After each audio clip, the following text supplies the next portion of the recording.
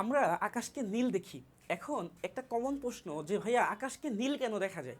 So এখানে কিন্তু খুবই সুন্দর একটা সায়েন্স আছে। সো আমরা এই ভিডিওতে দেখব যে আসলে আকাশকে নীল কেন দেখা যায়। সো আমরা প্রথমে দেখতেছি যে একটা সূর্য। আমরা নর্মালি জানি যে সূর্য হচ্ছে হলুদ রঙের হয়, কিন্তু রিয়েলি বা বাস্তবিকভাবে সূর্য আসলে হলুদ হয় না। সূর্য মেনলি হচ্ছে তোমার সাদা আলো দেয়। এই সাদা আলোর মধ্যে আমরা জানি যে 7টা রং থাকে, যাকে আমরা সংক্ষেপে বলি বেনি আসহ কলা। মানে বেগুনি, তারপরে হচ্ছে আমাদের কি লাল, কমলা, হলুদ, সবুজ, নীল, ইন্ডিগো বা হচ্ছে আসমানি। এই 7টা রঙের মিশ্রণে হচ্ছে সাদা আলোটা তৈরি হয়। এবং এই 7টা আলো মূলত তোমার বায়ুমণ্ডলে ছড়িয়ে পড়ে। এখন বায়ুমণ্ডলে কি দেখো? বায়ুমণ্ডলে মূলত হচ্ছে ছোট ছোট কণা থাকে বাতাসের মধ্যে। এই কণাগুলোর সাথে মূলত হচ্ছে তোমার এই 7টা বর্ণের যে আলোগুলা, এইগুলো যখন হিট করবে তখন কণাগুলোর সাথে কি হবে? একটা ধাক্কি হবে, তাই তো?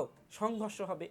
এই সংঘর্ষের ফলে দেখা যায় যে তোমার লাল যেই আলোটা, এইটা হচ্ছে সোজা বের হয়ে যায়। এখন লাল কেন সোজা বের হয়ে গেল? কারণ হচ্ছে আমরা জানি লাল রঙের যে তরঙ্গ দৈর্ঘ্য, দ্যাট মিনস হচ্ছে যে ল্যামডা যাকে আমরা বলি, এটা হচ্ছে অনেক বড় হয়, বেশি হয়। এই জন্য সে কী করে? এই কণার সাথে এরকম ধাক্কা খেয়ে সে হচ্ছে সোজা বের হয়ে যায়। আর নীল যেটা, নীল বর্ণ, তারপরে হচ্ছে বেগুনি আলো, এইগুলা বেসিক্যালি হচ্ছে তার তরঙ্গদৈর্ঘ্য খুব ছোট হয়। এদের ল্যামডা কি হয়?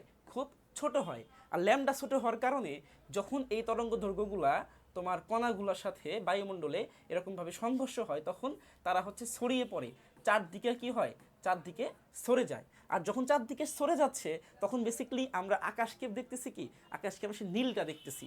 এখন কথা হচ্ছে যে ভাই আপনি তো বললেন যে বেগুনি যেটা, এটাও তো হচ্ছে তরঙ্গদৈর্ঘ্য খুব কম, এটাও তো সরে যাওয়ার কথা। হ্যাঁ, তাইলে আকাশের রং বেগুনি কেন হয় না, নীল কেন হয়? এখানে একটা কারণ আছে।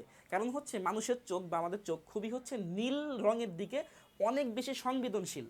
এবং বায়ুমণ্ডলের আরও কিছু মেকানিজম আছে, যেই মেকানিজমের কারণে মূলত হচ্ছে আমরা আকাশকে নীল দেখতে পাই। বুঝে গেছে জিনিসটা?